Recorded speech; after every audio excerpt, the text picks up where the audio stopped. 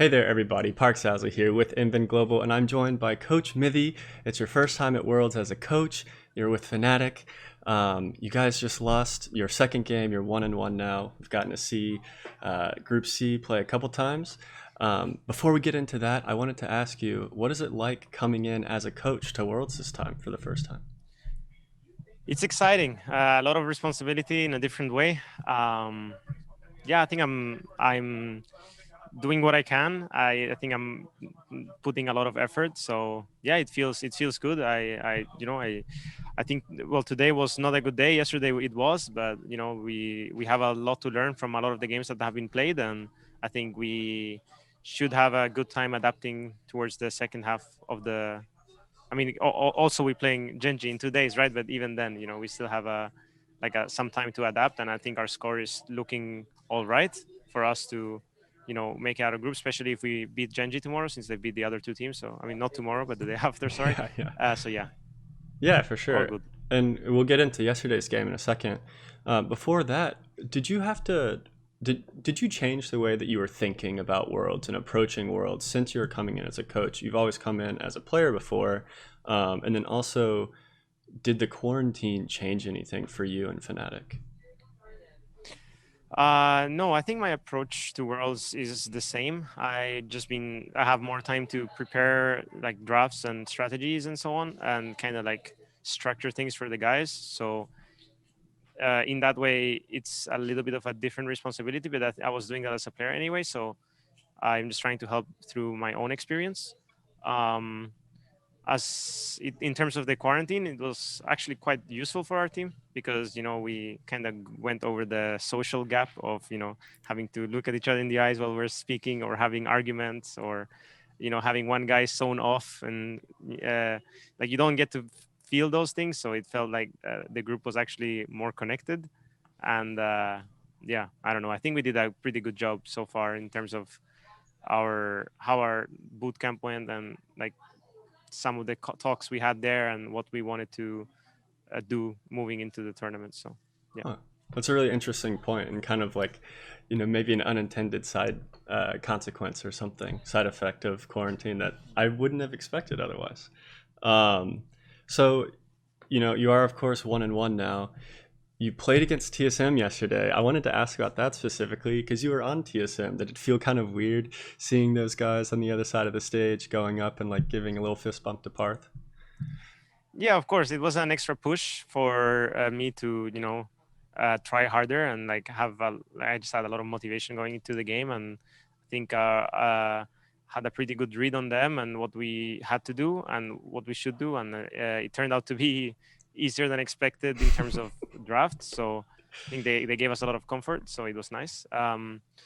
Yeah, so yeah, it was just a little bit like more hypey, but nothing that was overwhelming or anything like that. Yeah. Yeah, I'm sure you of course probably expected to get a win there anyway. Today though, I wanted to ask about that. LGD was kind of a question mark, especially after watching them in the play-ins. But it's still like, okay, it's still an LPL team. They still should be good. Like Peanut's not playing well, but he can play well.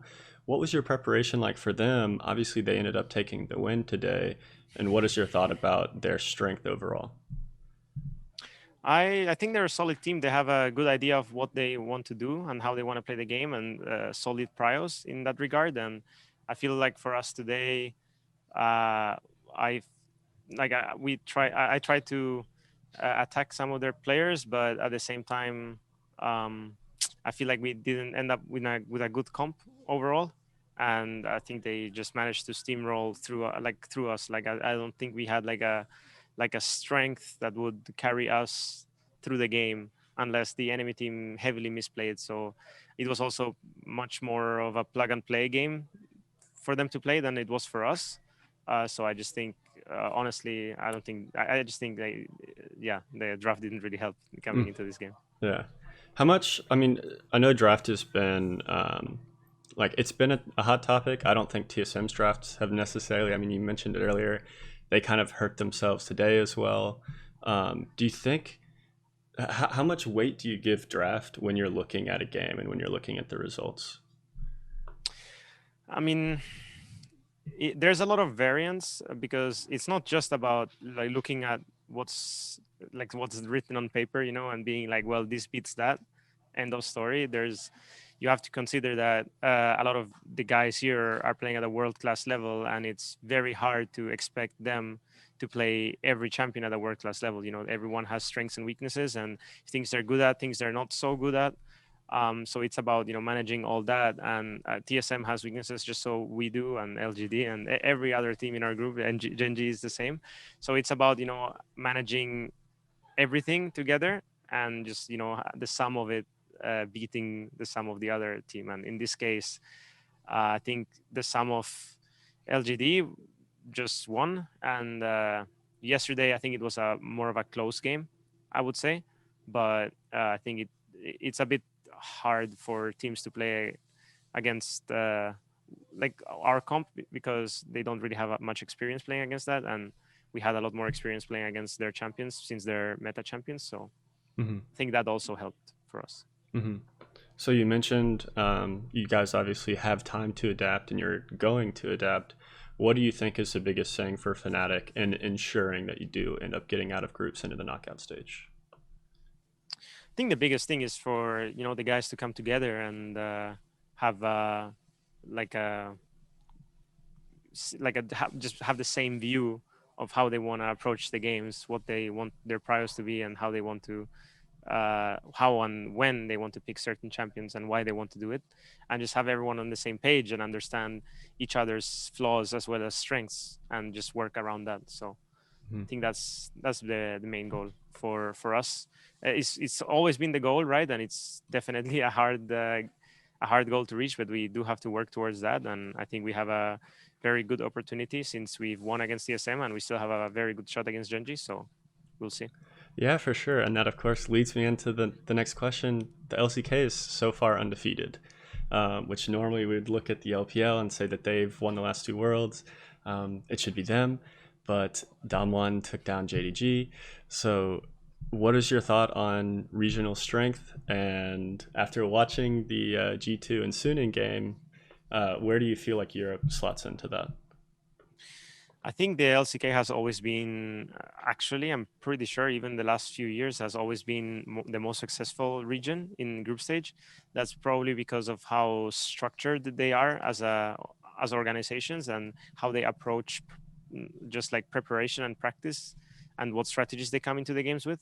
I think things start getting a little bit chaotic for them in best of fives, because through group stage, teams start figuring out what their comforts are, what they're good at, and what they're not so good at, and then they just start making things a little bit crazy, and they haven't really been able to handle that craziness the last few years. So we'll see about that. Hmm. That's very fair. We will see. Lastly, before we go, anything that you want to say to Fnatic fans to just get them excited for the rest of groups? Yeah, I mean, thank you for supporting us, and hopefully you guys keep supporting us. The group is going through, I would say, a very strong bonding time. So I'm excited to see what else we can show up with. Awesome. Thank you. Thank you again so much for the interview, and we will catch you all next time. Thank you. Bye bye.